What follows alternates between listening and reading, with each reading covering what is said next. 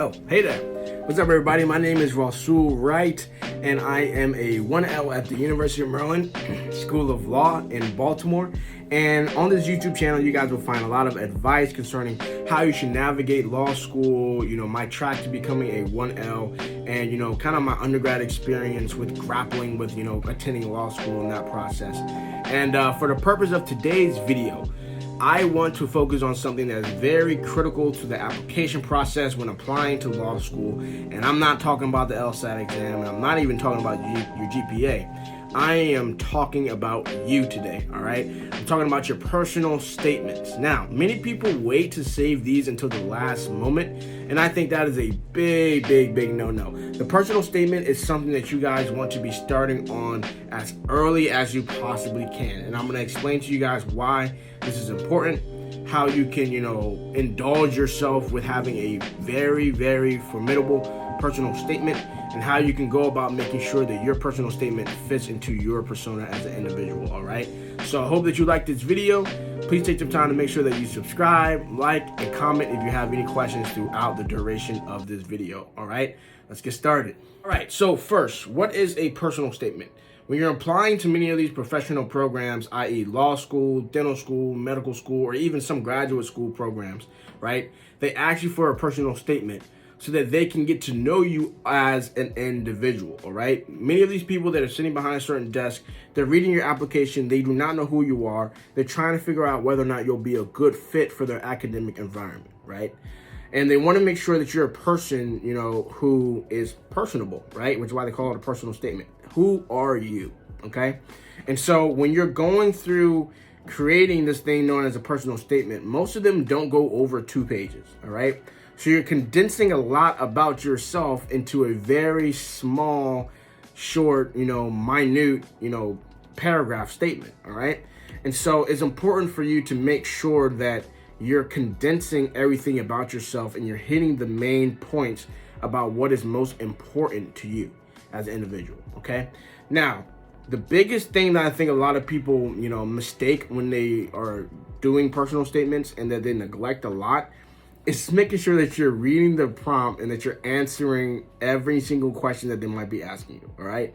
Some of them might be saying, why do you want to apply to law school, or why do you want to apply to med school? And then other people will talk about their experience being a scholar in a summer program that has nothing to do with why they want to go to the school, right? Make sure that you're addressing the question that they might be asking, all right? Generally speaking, when you're applying for these programs, a personal statement is asking you why you have the passion to want to go into whatever program you plan on going into, all right? So why do you want to go into law? Why do you want to go to the medicine? Why do you want to go to the dental school? Why do you want to be a nurse? That's why, they have these personal statements, to see if you're a phony or if you're actually passionate about it, okay? It's important that you create a narrative about yourself. You got to tell a story, okay? Don't just, chock full and throw information out about yourself that they can read in your resume. They have your resume, they've read your resume. They don't want to know what's in your resume, all right? They want to know about you as an individual, okay? So yeah, even though those experiences you might have with certain, internships and, things of that nature, don't stay on it for a long time, because they know that you've had an internship in the governor's office. They know that you worked at a dental clinic. They want to know, why you're passionate to go into these fields. Because when you get in, it's going to be hard, it's going to be competitive, you're going to be challenged. They want to know and make sure that you have a formidable why, okay? Something that holds bearing, something that's keeping you in these settings to make sure that you're not leaving and that you're not quitting and that they're not wasting their time on you, okay? So creating that story about yourself is very important, all right? Also, it correlates with showing genuine desire and genuine interest within the field. They want to make sure that you're a genuine person about it, okay? We all know that a lot of these fields that require for there to be professional programs, they make a substantial amount of money. They want to make sure that you're not in it just because your mom or your dad or your relative said that, you need to go to medical school, or you need to go to law school. Oh, the only way you're going to have a good career is if you go to law school and do business law. They want to make sure that you are a person who is passionate about it outside of the scope of financial means, all right? Because the money will be there, okay? They just want to make sure that you have that passion and go through when it's not. Because I haven't met any rich, law student or dental student that isn't receiving funds from their parents or something of that nature, okay? Next, you want to make sure that you're starting early. We talked about this earlier, all right? Why do you want to start early? Well, if they're requiring you to have a summation of your life within 2 pages, you want to make sure that you're finding the most impactful experiences that have taken place within your life that has caused you to be in a place where you want to attend the school, okay? They don't want a whole summary of, oh, when I was born, da-da-da-da-da, and then now, da-da-da-da-da. No, they want you to pinpoint one aspect, one area in your life that serves as your passion to want to go into this particular field. And I don't know about you, but for me, that took a good amount of time, all right? You want to make sure that you're doing, self-reflection, that you're really critically thinking about why you decided to go down this track, okay? I know it's hard for a lot of people, right? It was hard for me. But you want to make sure that you're taking that time to go through that process of thinking so that you have the best and most formidable application prepared when that time comes around, okay? In addition to that, you want to make sure that when you're speaking about your experiences, that you're doing it in an active tone, right? So, quick little story. I used to work as a writing center tutor. I mean, I still tutor writing, but I used to officially work as a writing center tutor at Towson University. And while I was there, I was able to help a lot of students write their personal statements, diversity statements, and we'll talk about that in another video. But their personal statements for, medical school, dental school, law school, graduate programs, etc. And one thing I realized throughout the duration of, reading a lot of these personal statements is that a lot of students tend to write in a passive voice as opposed to an active voice. And a lot of students don't even know the difference between the two.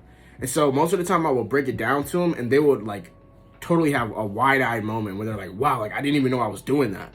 And so when you're talking about speaking in an active voice, that means that you are, using a tone where you're performing an action. It's more performative as opposed to, subjective or receiving an action, right?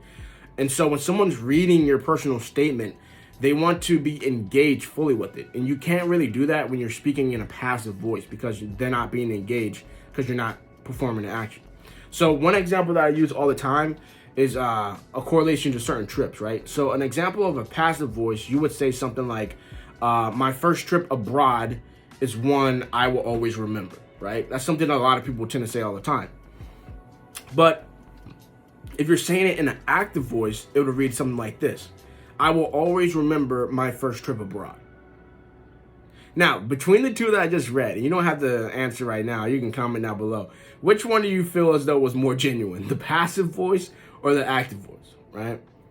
The active voice, right? Because, it felt more personable. I will always remember my first trip abroad, as opposed to my first trip abroad is one I will always remember. That's something that just creates more personability in the personal statement. So if you're incorporating those things into your essay, making it more personable, the person that's reading it can have that connection with you straight from the page. All right, and those are some things to consider when creating your personal statement. I know when I made my personal statement, I wrote about my experience working with youth and young adults in Washington, D.C., how I had my life threatened, and how that served as my why, and allowed me to reflect on what it was that I was planning on doing with my life and how I want my life to be impactful and meaningful and how that impact and how that meaning can be propelled through the law, right? I'm not getting that impact and that meaning from the law, but the law is going to propel my already existing why to impact and create meaning in society, okay? And so those are some things that you want to focus on when you're creating your personal statement, all right?